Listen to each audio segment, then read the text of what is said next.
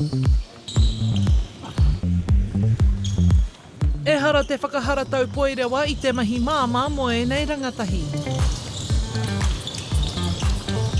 Ko te mātauranga ka riroa i enei momo wānanga, i enei momo hui, i enei momo kaupapa, e kore ako ria ki wāhi ke, e kore ako na ki kaupapa ke. Ko Taiki Pou tētahi o Ngāi Tahu kua hoki atu ki te tīma Māori o Aotearoa heke iho i te rua te kau. Nā rātau i tīmata te tau me te noho wānanga i tauranga. Ko te take matua e hoki mai ana ki tēnei tīma otira ki tēnei kaupapa, i ruka no i te hirahira. Te hirahira kia whakāturia te mana a motuhake o te iwi Māori, kia whakatauirahia te tino rangatiratanga waihoki, kia whakatauirahia te ara, moaku teina ki te kura, moaku teina ki o tautahi o tira mo ngā taiohi Māori e hia uru ana ki enei o ngā mahi Poirewa.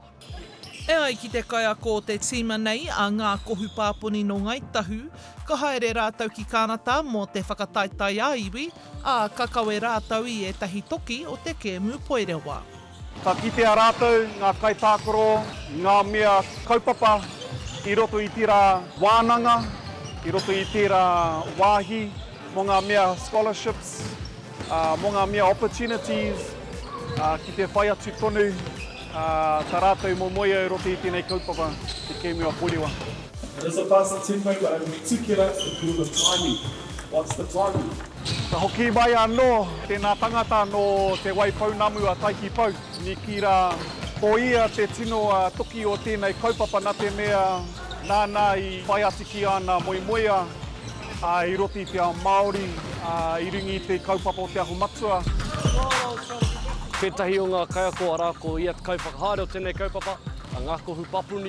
Hei tāna, e whāngā mea ka ako hia mātau e aia, ko te aro kaha, ko te aro pai, aro kaha, kia pai ai ngā mahi, ko te eke ki puhutai ore o ngā mahi. Nā e hikaka ana Pou te haerenga atu ki tā wāhi ki te taha o tāna tīma, me etahi atu tīma e whā no Aotearoa. He nui ngā take, ko te kai tētahi, ko te whaiwheako ki ngā iwi take o reira tētahi, he oti anō i nā kea anō te nui o ngā take kei te hia hare au ki reira, kei te hia hoki ki taua whenua taurikura.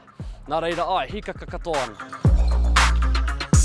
Ka rere atu e nei tīma ki kānata i te hūrai o tēnei tau, mō te whakataetai ao. Hora Kairingi Nicholas, Tahu News.